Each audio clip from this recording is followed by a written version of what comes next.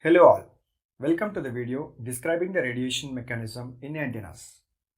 Whenever we talk about the antennas, we think about the radiation effects. We all know that the radiation existing near the antenna is because of electromagnetic fields. One of the first questions that may be asked concerning antennas would be, how is radiation accomplished? In other words, how are the electromagnetic fields generated by the source contained and guided within the transmission line and the antenna, and finally detached from the antenna to form a free space wave? The answer for this question is, to create radiation, there must be a time varying current or an acceleration or deceleration of charge. The best explanation may be given by an illustration. However, let us first examine some basic sources of radiation. Let's observe the various sources of radiation. Basically, radiation results from accelerated charges. As seen in the picture, a stationary electric charge does not radiate, and neither does an electric charge moving at uniform velocity along a straight wire. However, if the charge is accelerated, that is, its velocity changes with time, it radiates. Thus, a charge reversing direction on reflection from the end of wire radiates. The shorter the pulse for a charge, the greater the acceleration and the greater the power radiated. Or a charge moving with uniform velocity along a curved or bent wire is accelerated and radiates. Let us consider a pulse of electric charge moving along a straight conductor in the x direction. This moving charge constitutes a momentary electric current I, which is given by the product of rho L into dx by dt, where x is represented here as the pulse is moving in the x direction. Rho L is the charge density measured in coulomb per meter. Multiplying by the length L of the pulse as measured along the conductor on both sides of equation 1 gives I into L equal to rho L into dx by dt, where the product of charge density rho L and the length of the pulse gives total charge q of pulse, and time rate of change of distance dx by dt is velocity measured in meter per second. Taking the time derivative on both sides, di by dt into L equal to q into dv by dt, where time rate of change of velocity dv by dt is acceleration measured in meters square per second. This is the basic continuity relation between current and charge for electromagnetic radiation, since accelerated charge q into A produces radiation. It simply states that to create radiation, there must be a time varying current or an acceleration or deceleration of charge. We usually refer to currents in time harmonic applications, while charge is most often mentioned in transients, that is, in momentary variation. The conclusions derived are: if a charge is not moving, current is not created and there is no radiation. If charge is moving with a uniform velocity, there is no radiation if the wire is straight and infinite in extent.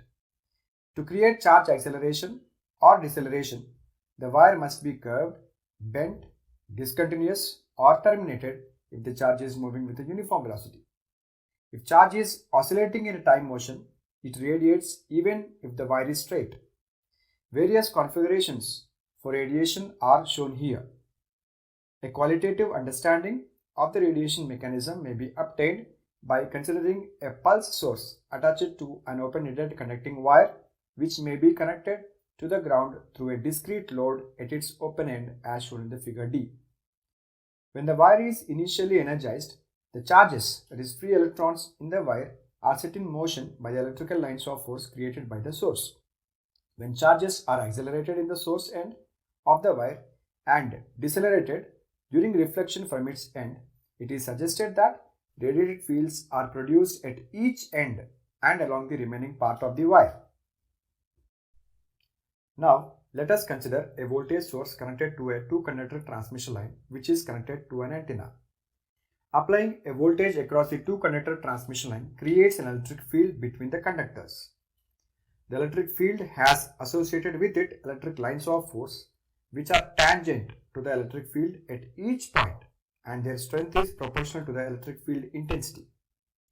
The electric lines of force have a tendency to act on the free electrons associated with each conductor and force them to be displaced. The movement of the charges creates a current that is in turn creates a magnetic field intensity. Associated with the magnetic field intensity are magnetic lines of force which are tangent to the magnetic field. As we have learnt earlier in electromagnetic field theory, electric field lines start on positive charges and end on negative charges. They also can start on positive charges and end at infinity, start at infinity and end on negative charge, or form closed loops neither starting or ending on a charge. Magnetic field lines always form closed loops encircling current carrying conductors because physically there are no magnetic charges. The electric field lines drawn between the two conductors help to exhibit the distribution of charge. If we assume that the voltage source is sinusoidal, we expect the electric field between the conductors to also be sinusoidal with a period equal to that of the applied source. The relative magnitude of the electric field intensity is indicated by the density, that is bunching of the lines of force with the arrows showing the relative direction. It can be positive or it can be negative.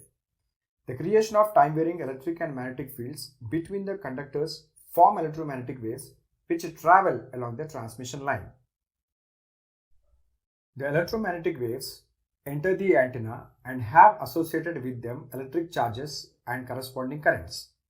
If we remove part of the antenna structure, free space waves can be formed by connecting the open ends of the electric lines, and this can be shown as a dashed curves. The free space waves are also periodic, but a constant phase point P0 moves outwardly with the speed of light and travels a distance of half wavelength to the point P1 in the time of 1/2 of a period. The constant phase point P0 moves faster than the speed of light but approaches the speed of light at points far away from the antenna. The question still unanswered is how the guided waves are detached from the antenna to create the free space waves that are indicated as closed loops. Before I attempt to explain how the free space waves are being detached from the antenna, let us consider the example of water waves created by dropping of a pebble in a calm body of water. Once the disturbance in the water has been initiated, water waves are created which begin to travel outwardly. Even if the disturbance has been removed, the waves do not stop or extinguish themselves but continue their course of travel. If the disturbance persists, new waves are continuously created which lag in their travel behind the others. The same is true with the electromagnetic waves created by an electric disturbance.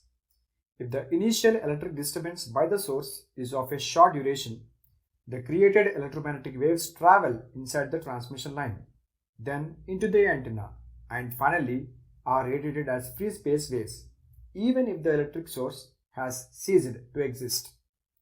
If the electric disturbance is of a continuous nature, electromagnetic waves exist continuously and follow in their travel behind the others. When the electromagnetic waves are within the transmission line and antenna, their existence is associated with the presence of the charges inside the conductors.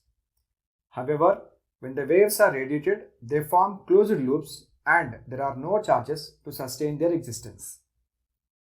This leads us to conclude that electric charges are required to excite the fields but are not needed to sustain them and may exist in their absence. This is in direct analogy with the water waves. This is all about the radiation mechanism in antennas. Thank you and have a happy learning.